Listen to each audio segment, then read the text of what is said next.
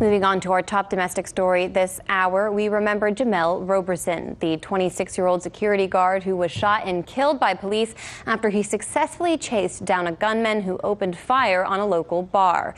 Roberson was working his shift at Manny's Blue Room Lounge on November 11th when a drunk patron who'd been asked to leave returned to the bar and opened fire. He ran after the shooter, eventually pinning him down to the ground, according to witnesses. That's when police arrived on the scene and shot Roberson, while bargoers told local media they yelled, "He's a security." While the officer responsible for the killing has been placed on administrative leave, still receiving pay and benefits, this week U.S. District Judge Joan Lefkoe blocked a motion filed by the Roberson family attorney requesting the name of that officer be released. Meanwhile, the village of Robin suspended the business license of Manny's Blue Room Lounge after an administrative hearing on Tuesday. Robeson's community gathered in the parking lot of the Midlothian Police Department to call for an investigation into the murder. We're here out of concern for our community. We're here because we love Jamel. Jamel was, as we now call him, the church's musician. Yes. Yeah. He played for all of our churches. None of us can make a particular claim of being his pastor because we all pastor him in various ways. I'm here because Jamel played for my grandmother's funeral just on Friday.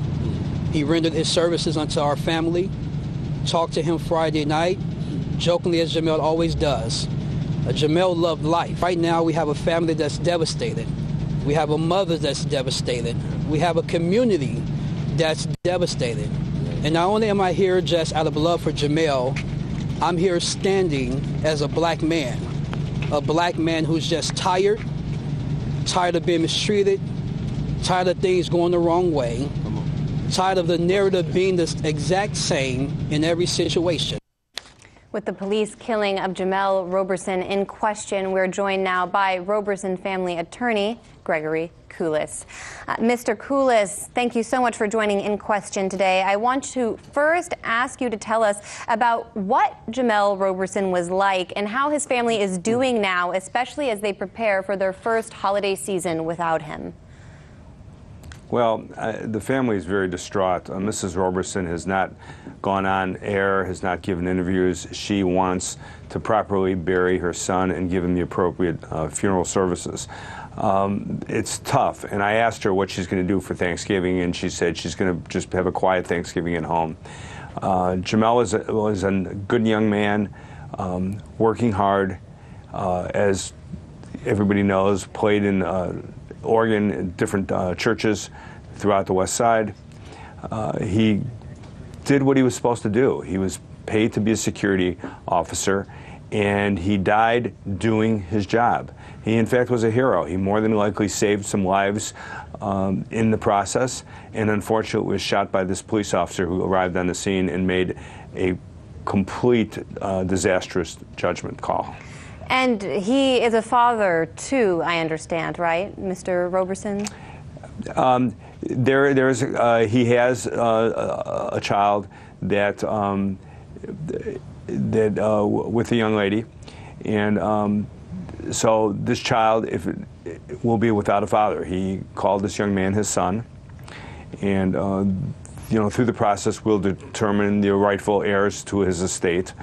But a lot of people have been devastated as a result of the loss of Jamel. Not only just his family members, the community, people he dealt with in church, people he worked with.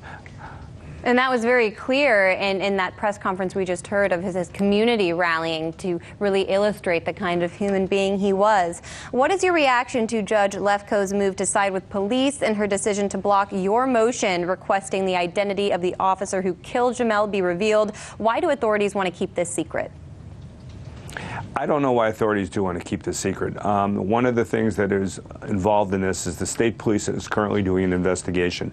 Normally they hide behind the investigatory privilege and indicate that while an investigation is pending, they will give no information. Unfortunately, earlier this week, they issued a, quote, press release where they disseminated certain preliminary information which I've never ever seen in all my years of handling police shootings in the state of Illinois. They indicated certain things which inferred that they felt maybe the shooting was justified. I don't know why they did that. So we marched into court after we had issued a subpoena to the state indicating that any investigatory privilege that the state may invoke is hereby waived. The court did not say they don't have to turn over the information, but the court gave the state of Illinois, which filed a written response to the middle of December, to comply with my subpoena. In essence, the court said, well, maybe I was a little premature in jumping the gun on this motion. Again, I told the court we did this because the state specifically told me over the phone they were going to give me absolutely no information. I asked who the shooter was. They said, we can't tell you that. I asked if there was any video cam, any dash cam, body cam. They said, we can't tell you that. Yet they then asked me for my witnesses' names and phone numbers. This was after they'd issued this preliminary. No, I've never. I've been called before by the state police or investigatory agents asking for information that I may have to help them. But in this case, I've never seen, within 2 days of a shooting, a press release issued with, quote, some preliminary facts or findings. Again, they've denied that they're findings. They just indicated that this is some preliminary evidence that they've released to the public. Again, I felt that they were cherry-picking the evidence, and I told the court that the community wants to know, the legal community wants to know, his family wants to know the name of the shooter so we can proceed in the court system. I think the media would like to know as well. I just want to jump in and ask, based on what witnesses have told you, are you confident bystanders adequately informed police that Jamel was a security guard? And do you believe race was a factor in the officers' decision to deploy their weapon?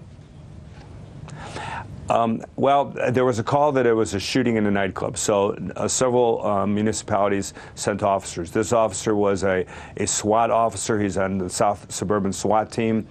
I don't want to infuse race into this, but this gentleman arrived on the scene, as I was told by numerous witnesses, that he was told before he fired that Jamel was security, he's security, he's security. In fact, just prior to that, the same officer confronted another security officer in the bar who was shot on the ground, and this security officer informed me that he thought he was going to be shot by this officer, and he yelled to the officer, no, I'm security, look, I'm security. And then he jumped out, the officer jumped off the bar, went to the side entrance where he saw Jamel out in the parking lot, and again, raised his rifle, and people were yelling, no, he's security, and he fired. Certainly doesn't sound like typical procedure we hear about in covering these cases, but we'll have to leave it there for now. Mr. Kelis, I'm wondering if you can please extend our sympathies to the family during this holiday season. I will. Again, this is a young man who I believe was a hero and did his job, and a lot of people don't do their jobs. This gentleman did his job and unfortunately was killed doing it. Thank you so much for coming on and sharing his story. Thank you.